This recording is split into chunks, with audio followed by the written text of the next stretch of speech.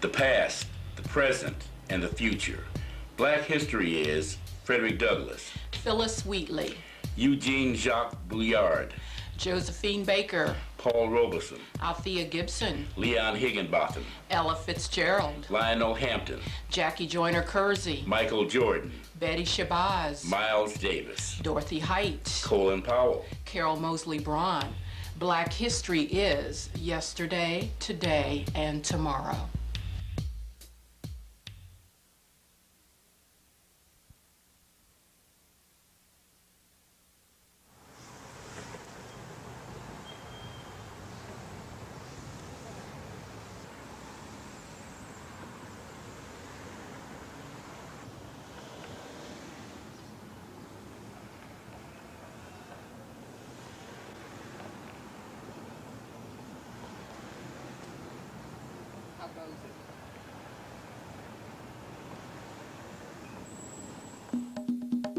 Black people all over the world were enslaved, degraded, segregated, stripped of their humanity.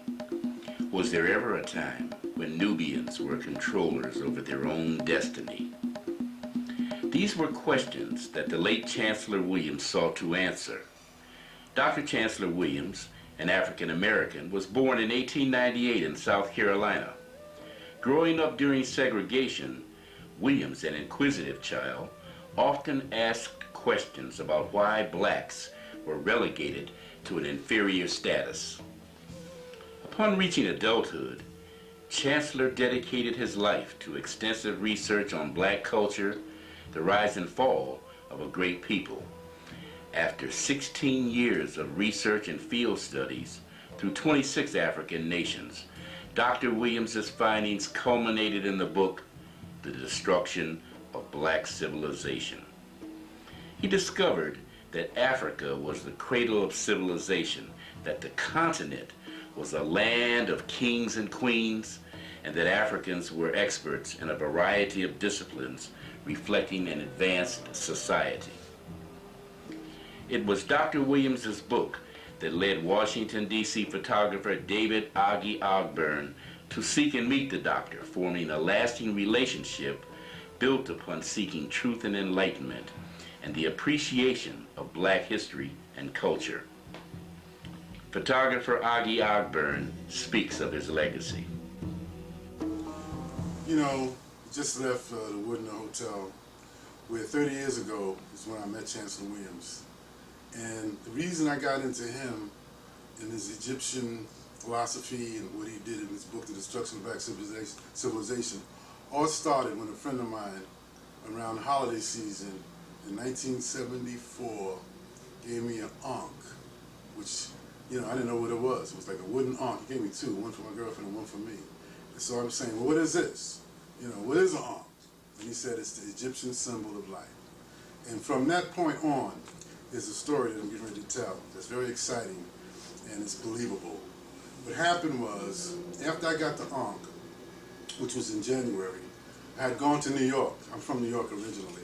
And I'm in my old bedroom, and in the bookcase was a book called Ancient Egypt. Now, the first time I even had Egypt on my mind was when he gave me Ankh, Egyptian symbol of life. So now there's a book that I'm reading about ancient Egypt. And there was a line in the book that said that Egypt was blessed by nature. And for some reason, I had to adopt Egypt as my home. Even though I was from New York, and you go to a school like Howard where you have a lot of friends that are from different countries and places, when they talked about home, it was a lot different from the way I felt about home. So at that point, I adopted Egypt as my home. So, you know, this was in March when I see this book. So there was a picture in the book of a jewel that astonished me. It was just so beautiful in the colors.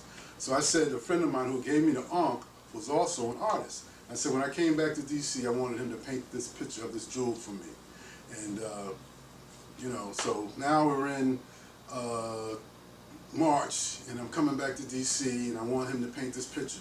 So I do run into another artist, and I give him a canvas, and I asked him to paint the picture, and he took it, and we started painting it. Now, we're into the summer now. The summer comes along, and there's this young lady that's going to UCLA. I went to her apartment, and while she was in there doing the meal, she told me to stay out in the living room. And I was looking at the bookcase that she had in the living room, and this book caught my eyes. It was called The Destruction of Black Civilization. Now, I don't know why I picked up the book, but I did, and I looked through it, but it was about Egypt from a black perspective.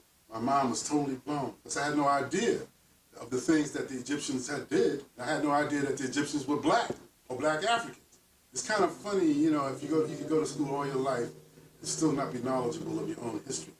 And unfortunately, for the 60s, because of the 60s, a lot of the historians like Chancellor Williams, who wrote the book, The Destruction of Black Civilization, and several of his colleagues like Yusef Ben-Jochannan and John Henry Clark, they began to go over the history that had been written, but they had different interpretations. So what had happened was, I get this book from her, and I tell her I got to look at it. So what happened was, I would bring the book home, and I just read a little bit of it. And a little bit of it was so profound to me that I would close it up and I would just meditate and say, wow, I had no idea that there was a Queen Nzinga who was in Angola, who fought the Portuguese and beat them. She was a master in military fighting, I says, wow. That Monday, I was asking the guy who I gave the canvas to, how was the picture coming along? He said it was coming along great. That Tuesday, a magazine asked me, did I want to go to Egypt? And naturally, I was astonished, like, wow, of course I'd like to go to Egypt. So this was Tuesday. On Wednesday, I went and got some shots. On Thursday, I was headed to New York. And on Friday, I was on my way to Egypt. Now, to be honest with you, when I look at that whole scenario, how that went down from January to now it's September, how I had been sort of preparing myself for the trip. And I also believe that it was divine intervention. So now I'm in Egypt, and I'm running into the Sphinx and the pyramids, and you go to the Egyptian Museum, and what astonished me, I saw that jewel that knocked me out, and